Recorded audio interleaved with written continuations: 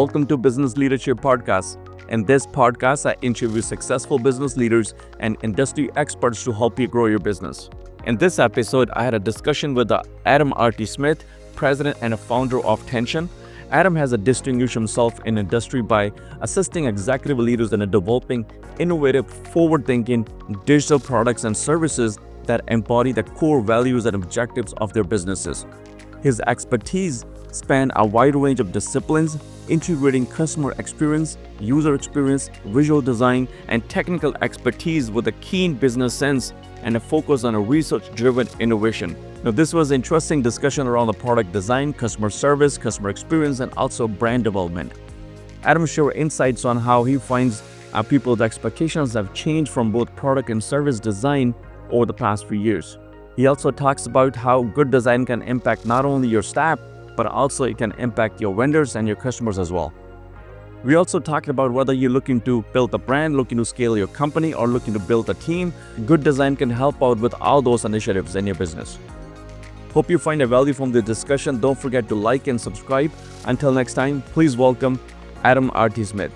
Hi guys, welcome to Business Leadership Podcast. Today, our guest is Adam R.T. Smith. Adam from Attention. Adam, your side, that the business is about user experience, customer service. These items are so important for companies these days. So I'm looking forward to learning from you. Looking forward to a discussion. Thank you so much for your time. Thank you very much. Okay. So if you walk us through what Tension is about, what do you guys do, and give us some synopsis. What kind of work you guys put out? Sure. So we've been at this for about 4.5 years. I've personally been at it for almost 30. And basically, what we do is we work with our clients when they have a digital product or service and help them understand, one, what their clients are really looking for, how they can innovate, and how they can bring products to market that primarily will increase user adoption and sometimes more importantly, maintain customer retention. So while we are a design-focused organization and provide that as a primary service, we pride ourselves on being business objective led and working with our clients to drive positive outcomes. Got it. So when you say a digital product, you mean software, browser-based softwares or web apps or any of those, or if you give us a little bit of what's comes into digital products? Sure. So we work with pretty much anything. We are technology agnostic. We are platform agnostic. We've worked with obviously native mobile apps. We've worked with software. We've worked with SaaS-based products. Sometimes we work with multiple touch points across an organization, internal, external, anything that's digital. We help our clients create the best possible user experiences to drive, again, business outcomes. Got it. So before we get to user experience, let's talk about what do you see some of the challenges when you're working with the clients, Adam? What are they up against? Is it a challenge in a strategy? Is it an execution? Where do you see some of the challenges that people struggle with when they embark on a partnership with you guys? Yeah. So, when we start working with our clients, I think one of the things that is the most challenging for them is understanding how much we have to understand their business and understand their customers in order to be the bridge. A lot of times, no matter how much we tell our clients ahead of time, some of the sessions that we do, which some would call discovery, some would call design thinking. I'm not a personal fan of the term design thinking, but let's call it discovery and understanding. We ask a lot of questions that, your average designer perhaps wouldn't, because we are so focused on driving meaningful business strategies and meaningful business outcomes, that it can get a little awkward. Because for the majority of the time, like when people think about user experience or when they think about design, they think about front end, they think about pixels, they think about colors or fonts. All of those things are a critical aspect of it. But if we're not understanding the personality of our clients and the wants and needs of their customers, we can't use those colors, those fonts, language, and design elements to actually create a conversation digitally that will allow customers to understand what the offer is, and also for the business to properly communicate to what their customers need to hear. And that's, I think, still today a very large gap, especially in technology. And design within technology. There's still this perception that we're artists, and we're not when we're doing design properly. We are creating business opportunities, leveraging design. And I think it's a very important distinction that I don't think many people, even today, still understand. So it's almost a psychological level. You're trying to understand the customer behaviors and all, they're not only your client, but their customer behavior as well, how they're going to react to certain things. So, did you have a background in psychology, or you got better at it?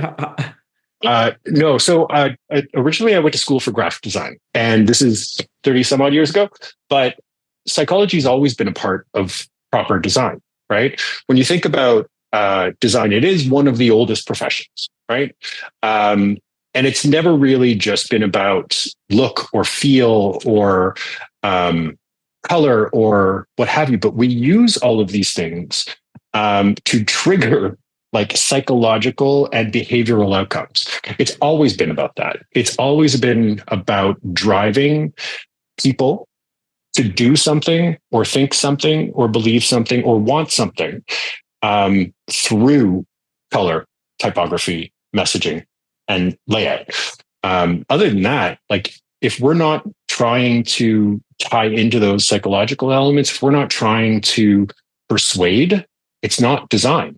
That's art, right? Art is very me and my feelings, and I want to show the world. Design is about understanding what the outcomes are and creating visuals or creating experiences that drive that particular behavior. Mm-hmm. That's what design is. And it's always been about business. Yeah, I think that's a great point, Adam. I think you're very right about that. I've seen very, excellent products, great products, but poor user experience. And you lose user, or your customer in about 2 seconds. The moment they start using it, they can't find stuff. The frustration comes up and you lose them very quickly. And I think that's where you guys come in. Make sure you don't lose the customer when somebody's engaged in it and then complete the transaction, whatever they're trying to do. But I've seen so many software development products, whether it's software, whether it's web apps, great products, they can do wonders, but it's just a poor user experience and people get frustrated with that. Mm-hmm. Yeah.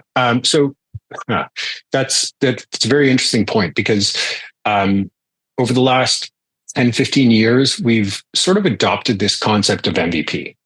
And MVP as a minimum viable can be quite dangerous and more detrimental to a brand or to a company, especially a startup, than a lot of people anticipate. When I think of MVP, I think about minimum valuable product, right? Okay. But when you say viable, when you swap that V, viable just means isn't dead, right? Like at the end of the day, it's not dead. But if you want to drive or change customer behavior, if you want to drive business outcomes, you can't start with viable. You have to start with valuable. And I'm not saying we boil the ocean, right? Like that's not a necessity. But there is a very distinct difference between viable and valuable. And a lot of organizations, a lot of startups, a lot of the business community have been pushed this idea that viable in terms of MVP is the way to go. Obviously, less investment, reasonable returns, but in terms of the impact on brand, in terms of the impact on perception, in terms of the impact on want and desire, we're leaving a lot on the table. Mm-hmm. But how about the customer expectation, Adam? Did that customer expectation change, or some of the great design out there, whether it's Amazon or any other, you can look at the user experience from these Shopify or these products, they kind of raise the expectation quite high for customers, right? So the customer expecting kind of similar kind of behavior. And if you have a similar product, their expectations gone quite high because they spend a lot of time in these apps, right? Whether it's a social media apps or whether it's this online shopping. So What do you seen over the last few years, especially what we gone through COVID? People's expectation, did they take another jump? What they're expecting from our products? 100%. I mean, I think user expectations in terms of understood patterns in experience, expected patterns in experience, have always been increasing. I think you're 100% correct that COVID definitely amplified that, put a magnifying glass on it because people spent so much time experiencing things digitally. But that being said, since the mass adoption of the internet, those expectations have been climbing considerably and steadily.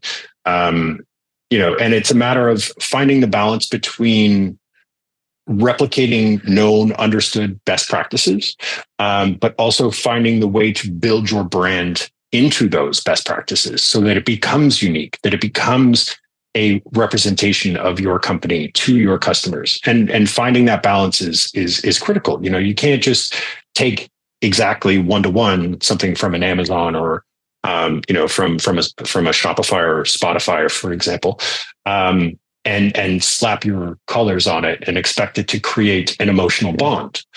And it's really about finding that balance. Mm-hmm. Where the data comes in?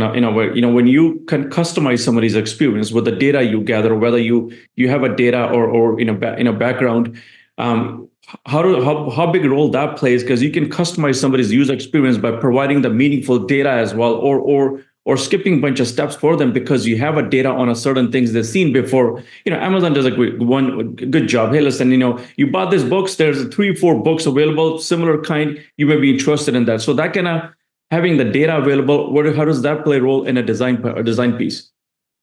I think the data is primarily, especially when you're looking at third-party products or patterns in terms of consideration. The data is baked into something becoming a best practice. You may look at the data, the conversion data for Amazon or the fall off rate, what have you, and those elements are what determines something becoming a best practice. I think you can leverage a best practice for a particular customer, but what really matters is if they have an existing product or if they have an existing iteration, leveraging what you've brought to the table, measuring that over time, looking at it 6 months afterwards, seeing where it works, seeing where it doesn't. For us, a lot of the data that we get is through research ahead of time. So whether we're spending time with their customers one-on-one, anecdotally, or if we're building prototypes of the future state and sitting with individual customers and letting them play with it and seeing where it works, seeing where it doesn't, that is far more important to us when you do it at scale, at least, to understand what's going to work for this particular customer than looking specifically at the data of a competitor or an existing player. Got it. How about AI? Is that playing a role in that area as well when it comes to the data and finding that meaningful data or providing, whatever in anticipation that, what do you think that AI is going to play a role in design piece? In design, AI is going to play a significant role. I think primarily for us, we use it a lot in idea generation, more as a sounding board, more as an additional voice in a larger conversation. What I'm interested in doing is how we leverage usage patterns, customer patterns, and use AI to generate unique experiences for users on the fly. I think for us, with regards to understanding usage behaviors and patterns, in terms of long-term usage and seeing where optimizations are possible. But one thing that I find to be dangerous with AI is looking at a particular point in an experience and trying to optimize for that. Without considering the holistic experience, because you may be just shifting issues upstream or downstream. And unless, you're able to evaluate everything holistically, it can cause more problems than it solves. Mm-hmm. So I'm looking a few years back when I was doing a software development, Adam. So it's always been a struggle that a design team envisions something because that's what they want to have a user experience, and as developers at the back end will say, okay, that's not possible, right? We can't do that, so we got to change it around. So much back and forth that goes between those two teams, right? Have we come to the time where whatever you can envision is possible for a development team, and whatever they can do, almost is possible either way, however you envision the software development or the user experience? No, I don't think so. I think there's still too much separation between front end and back end, from an understanding perspective, from a willingness to understand perspective. I would say even more importantly, I honestly, it's hard for me to answer this question. I started in '95, right? No one really knew how to write HTML, so I learned it. And from there, JavaScript, from there, SQL, from there, backend programming. And the reason that I did that was because I never wanted to be told something wasn't possible. Mm-hmm. And I also never wanted to design something that wasn't as well. So I took it upon myself to learn all aspects of it. Do I still run into developers that'll tell me something is not possible? All the time. However, I know that if we're putting it down in our design, it is. And that's a very interesting conversation. But for the most part, I think we're still separate. And until teams are openly and more willingly collaborating at that cross-functional level, which they don't necessarily today still, I don't think we'll get there, AI or not. Yeah, I think that's my views on it. It could, I could be wrong with that, but I think that development piece is logical. Where software development, as the coding is logical. Where the design piece is not logical. It has a vision in it. It has emotional. There's a lot of other elements go in a design where coding is all pure logic, right? So, and that could be part of that two different disputes, different way of looking at those things, right? Mm-hmm. Yeah, we've had a lot of success actually bringing our architects in, whether they're on our client side or whether they're with a partner. We've had a lot of success bringing them into our discovery sessions, to be honest. Mm-hmm. Because two things happen. One, they know what they're going to be architecting ahead of time. But two, they actually understand why they're architecting it. It's not about beautification. It's not about making something look or feel nice. It's not some arbitrary choice that a designer has made remotely on some design software somewhere. They're building something that's going to have meaning for our clients and their customers, and it is coming directly from either our clients or their customers in terms of input. Once they see that, once they are sort of part of that process, I find downstream the willingness to think more laterally from a development standpoint is far more open than if it's just here's a design file, go build it. Right? Yeah. There's a lot of ambiguity. It just feels like, I don't know why they made these choices. But when they're informed as to the same inputs that we are, from an architecture standpoint, there's far more willingness to understand the design and work with us. Obviously, we have to make changes too. Sometimes it may not be a technical reality. Perhaps it's a third-party system that we weren't aware of. And we'll work with our developers and our architects at that point 100% to make alterations. But even then, it's far more of a partnership than it is about throwing something over the fence. Got it. So how about the mindset, Adam? What do you see? Many years ago when we built a product, a lot of developers, they did that. When we built, it started from a development standpoint. Let's build a product, and the design is the last piece. Okay, now we need to think about the user experience, and we'll get the design team involved in that stuff, right?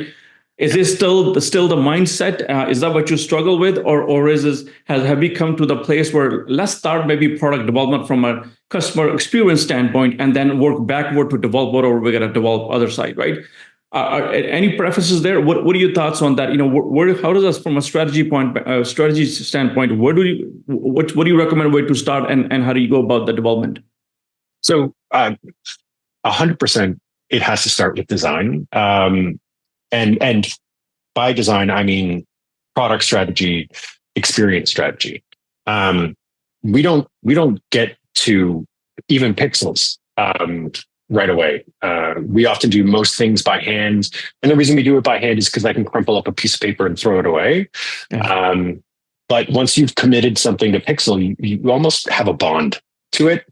And once you've written code, you don't want to change it unless you absolutely have to.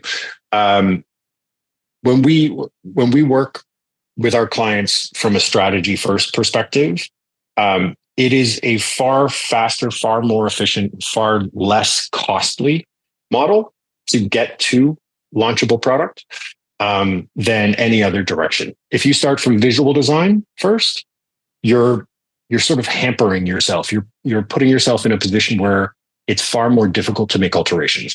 If you start from a technical standpoint, what I've seen is even if design is part of conversations with technology before development starts, trying to shoehorn design into an existing piece of code or network of code can drag a project on twice as long as necessary.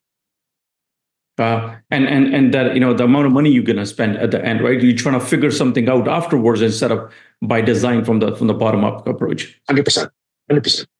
Got it. Yeah. So business owners watching, business leader or listening, I see a lot of companies where they have one or two developers, three developers, with the operations team. They don't have a big design team. They don't have a lot of developers. They are just simply trying to whether integrate with the e-commerce or trying to do something in-house.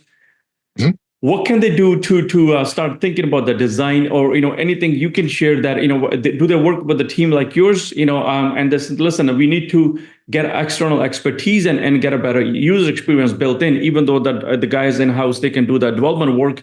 So how do these companies go? Because I see a lot of these companies, they have 2-3 developers over the time.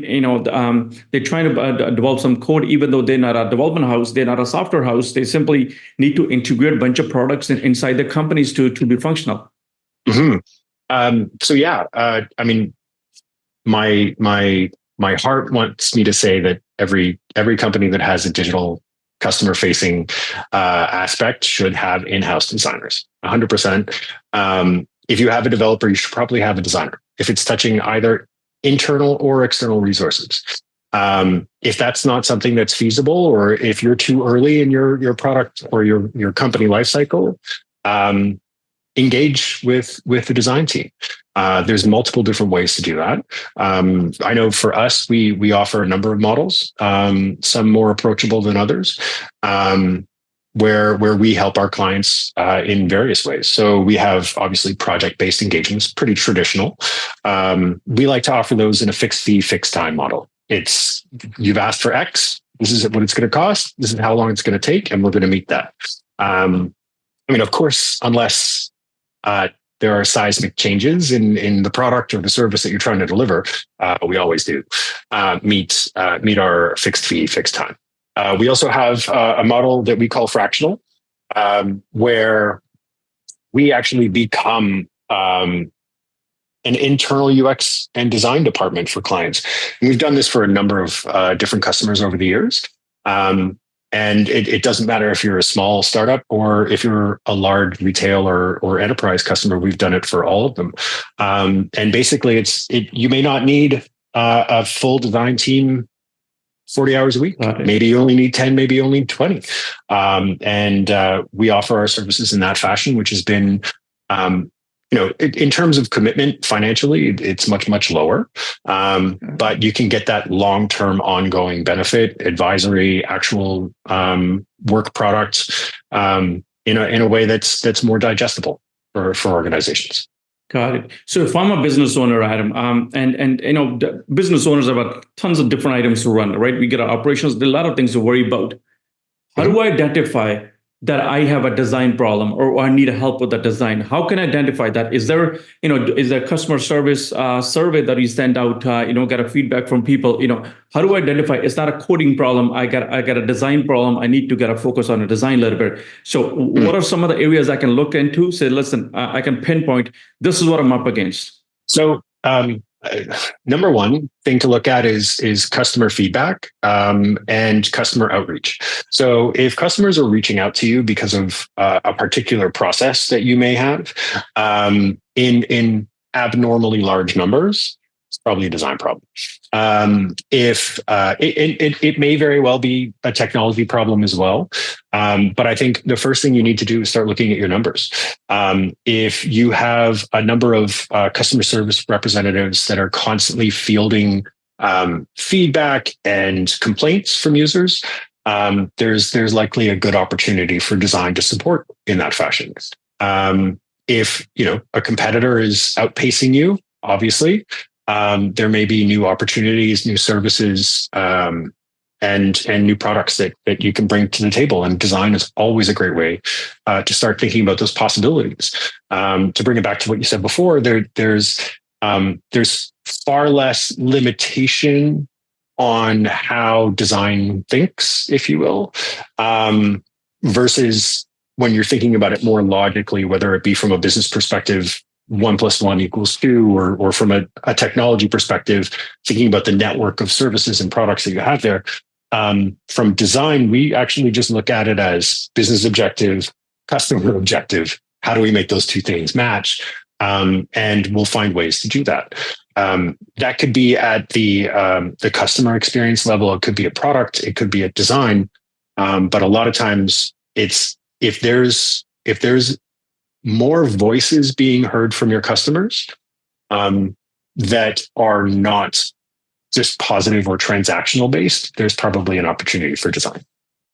I see. Is there some sort of assessment as well? Customer can see that, hey, listen, these are the basic requirements I have for design. I need to run that before I even look into that from anything else. Hey, listen, I fail on these things. Okay, I better reach out to a design team and get some help. Is there a way they can run some of those things by themselves as well? Yeah, I mean, depending on the metrics that you use, MPS, even though it's an old and more or less flawed measure, it can be helpful to understand where the shortcomings are. But I think you're probably best to start talking to your internal customer-facing staff. I think the range of possible areas that design can help are so vast that it's difficult to say that there's one measure for all companies. Mm-hmm. But if you have customer service agents that are saying we need help here, or we're fielding an abnormally large number of calls around this particular subject, that's probably a good indication. Again, design is not just about like visuals and stuff. It's about when there's a clear business challenge or clear business shortcoming in a process, that's somewhere where design can help. We could aesthetically look at potential situations, but without understanding the underlying business aspects, it's really difficult to say one way or the other. Got it. So how do you engage with these clients? Is it a business level, a strategy level that you need to get engaged? That there's a business strategy that you match with that design strategy, what needs to be done, or is it a little bit lower level? Or hey, listen, what are we trying to do on operationally? Let's figure it out. What level the strategy comes into place, Adam? Number one, we get all the way down to the technical, down to the integration level, into the operational level, in terms of how our design may have impacts. But in terms of deciding what the strategy should be, whether that be an experience strategy or a technical strategy or a design strategy, that has to be driven directly from business strategy. And if we're dealing with people that are unable to understand what the overarching business strategy is, or unable to impact it, then the impact of design will also be reduced. It's not that we can't make a difference. It's just the larger differences are made when we're partnering with people that are directly impacting business strategy. Mm-hmm. And where is the business owners are? I know a lot of them I work with, they get very intimidated as soon as the technology comes in a way, right? So how about a design experience? Are they, and you finding that you can have the conversation, you can guide them in the right way, or there's a push back and forth trying to understand is a little bit it's not they're always signing different people, C-level people to get involved into that stuff. No, I don't. It doesn't necessarily always require C-level. It does require their involvement or buy-in for sure. But there is no real need to understand design. I think when you're working with a skilled designer, or somebody who's well versed in business language as well, from our side, it's very important for us to be able to speak their language, because it is critical for us to understand, for us to do our job. And we don't necessarily talk in design language. When the outcomes are clear and when the objectives and models that you want to use to achieve them are also clear, you don't need language. You just need to have a conversation. That's not saying that during some of our collaboration that it doesn't get awkward, because it does. We ask a lot of questions that your average product owner or business owner may not be used to hearing, but we're trying to dive deep enough to sort of get ourselves in the fold. But there's no reason to feel intimidated, or feel like you're not ready for that conversation. A skilled and professional designer is never going to expect that from you. And at the end of the day, all we want to do is help. So yeah, I mean, there's no real reason to get to have any concern around having a conversation. And I'm always open to have those conversations with our potential clients, about opportunities where we can and can't help. So just start the conversation. Yeah. So where you see some of the project, I'm sure a lot of projects, you guys work on, they're all successful, but some projects always going to have a challenge, right? To execute it. Where you see some of the challenges come through, is that a commitment for the all the way through, or simply dropping a ball and understanding? Where you see some of the gaps and the projects that don't become successful? What are some of the key areas for the project not to be a successful or failure? I think they differ drastically depending on the size of our customers. So from a startup perspective, if we're dealing with a small team where it's primarily founders, while they may be very gung-ho about being involved throughout, as founders of a young startup, their time is very, very precious. And we have to find unique ways of engaging them while allowing them to keep their business moving forward. Larger teams, I think one of the major challenges for us is not having enough stakeholder involvement, across various departments, across various levels of customer engagement. And for enterprise or larger multinationals, I think the biggest thing that we need to address is probably the unwillingness to change. But a design gotta drive some change into the current work and whatever they do, right? So whether the current process that has to change to accommodate that, or some sort of change has to be driven by design, I guess, right? Just by the nature of it. Yeah, and I think that's where the challenge lies in larger clients. It's understanding they're about to engage in a design exercise. However, not understanding that design exercise may have implications outside of what they perceive as design, and understand and being able to communicate and set expectations ahead of time that there may be a ripple effect to that. And for leadership to be willing to accept that and work with that, and obviously push back when necessary. But understanding that a good design is not necessarily in a single silo. Wow. Okay. Yeah. When my mind, if you're trying to redesign something, you're looking for new ways to doing things, right? You're looking for different perspective. So by nature, it's going to change something in your business, right? And you got to be ready for those changes. But I hear you. I understand that change could be difficult for some businesses, right? So especially business one, it's a mindset. If the mindset's not there, definitely. Any specific industry that are easy, that they're open to more to change than or some less to change, because I've seen a lot of industries, especially manufacturing side. Sometimes it could be a little bit resistant to change, and some other financial industries they're probably a little bit easy to change. So, do you find any experience in what industry is a little bit easy to they can take on a change management much easier than the other one? No, I wish I could say yes. But I think there's so many factors that are involved in that willingness to accept, that it's very difficult to say one versus the other. I don't even know if I could say that it would be startup versus enterprise. We've had startups, we've had large clients that are 100% like raring to go. Whether that's because they have like strong experienced leadership or strong technological leadership, or perhaps we have clients that are small and they're just really unwilling to budge from their initial perception of what their customers are looking for, even when evidence dictates otherwise. So it's very much on a case by case basis.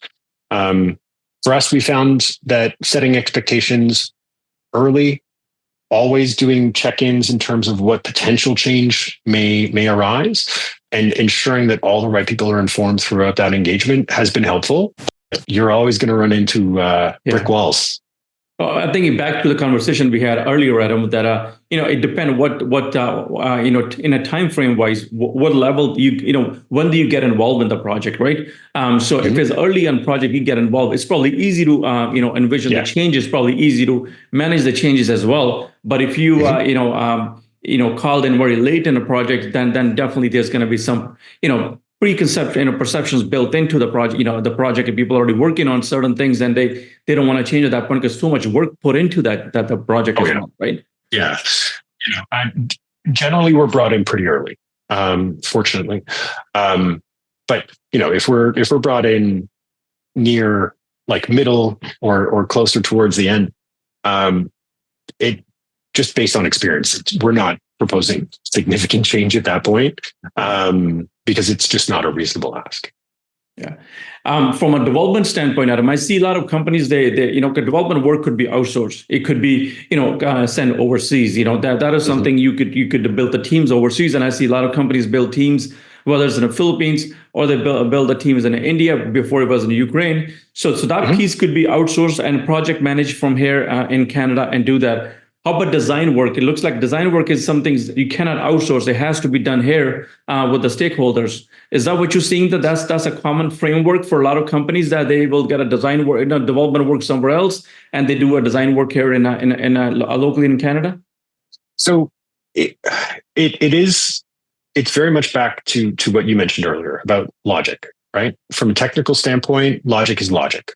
Behind the scenes, it works or it doesn't. Obviously, there's varying levels of efficiency on that, but to the average user, it works or it doesn't. Design is very different. Design really needs to take into account and own and feel and be a part of the community that it's designing for. And that could be geographical, it could be community-based, it could be national. But if you're not speaking the language of the user or of the company itself, that design has a much harder time to resonate. Colors for one group versus another group may have different psychological impact. Language, the level of boldness that you may use. All of this varies customer by customer, but it is also very much an aspect of the culture as well. So these are definitely things that we can consider. Not to say that there's not phenomenal designers everywhere else in the world. Of course there are. And there are some that are chameleons that are able to adapt to that. And we've been able to fortunately use both. More often than not, it's nearshore that we work with. I personally prefer to have my designers in-house because the speed that we work and the various numbers of customers that we work, we just don't have the time to collaborate or wait until somebody else's time zone activates.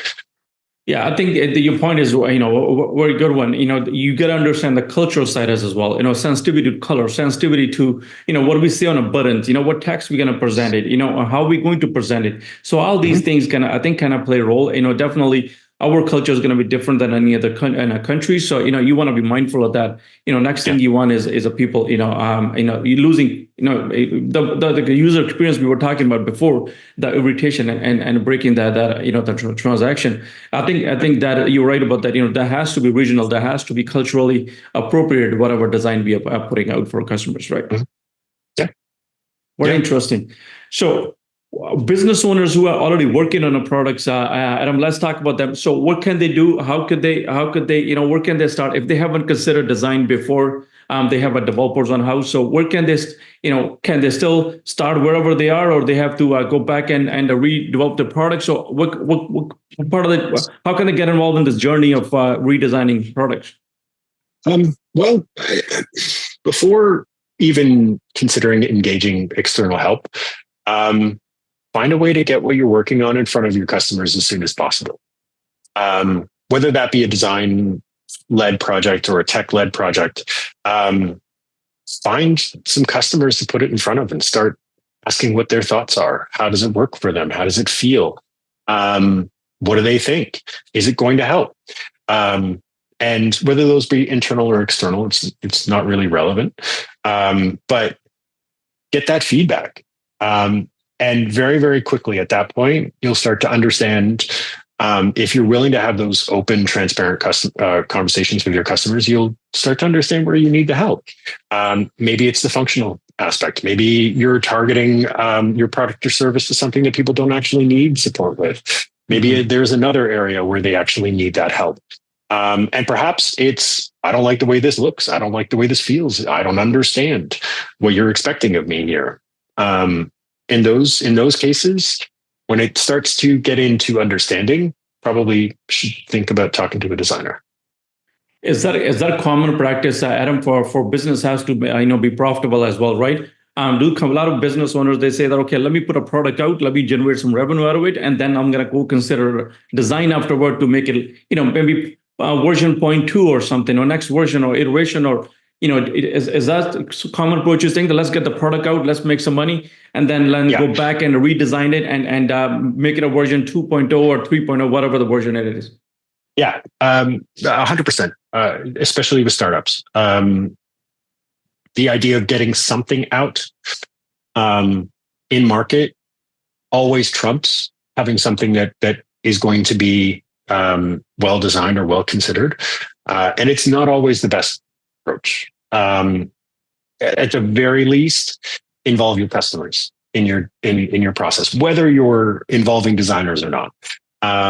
From a business standpoint, there's nothing more important than potential customers giving you feedback.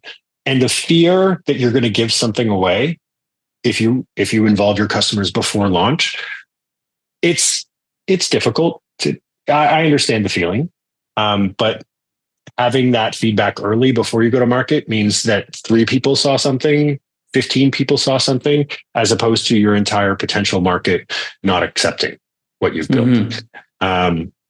So that to me is number one.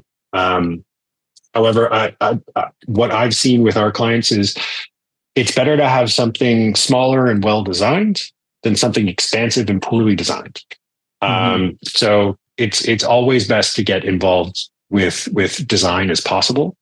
But again, even if you're going to go that MVP route, that beta release, and just go tech first, involve your customers. Yeah, and definitely, so the business owners or developers, we're not expert at that, and get involved somebody like you for conversation. Find out what's the right timing to get involved, and scale it that way, right? So definitely, you can have share different perspective that they probably have, right? So use those two perspective and try to build that product life cycle, whatever, based on that, instead of simply just trying to go one way or another way. Yeah, 100%. Good. So very interesting. I learned so much from you, Adam. Where can business leaders or business owners are watching us? Where can they find you? How can they connect with you? The easiest is obviously our website, wearetension.com, wearetension.com. Anytime on LinkedIn, I'm quite active there, and obviously by phone via the website. Yeah, no, I'll definitely include a link to your LinkedIn page and to your website. All below the video, people can click a button, they can connect with you. But I'll definitely recommend all business leaders or business owners are watching, listening to us, reach out to you for conversation. I learned so much from our discussion. And definitely, if you're working on a product design, you don't have you're going to need a different perspective. We're not a design expert. We are good at developing software or products, but you're going to need some perspective and you need some help for design piece. So simply reach out to you, connect with you, have a conversation, and who knows where the conversation can take you. Yeah. I appreciate that. And any last word you want to leave for business owners or considering a design or they're thinking about redesigning the products or user experiences? Yeah. Design is one of the oldest aspects of business. In digital, it's no different. If you want to represent yourself in the best light, whether that be through messaging, whether that be through interactivity, whether that be through technology, design is the way to get there. You want to build a conversation, a lasting relationship with your customers, design is the way you get there. Yeah, you can engage. If something is engaging and responsive, definitely you're gonna engage. But you don't see when you don't see what you're looking for from any product, that's when you lose it. And people never revisit again. Once they lose the trust on the design piece, they never go back and revisit that piece again, right? Yeah, that's true. Good. Yeah. Very interesting discussion. Thank you so much for your time, Adam. Thank you so much. Thank you.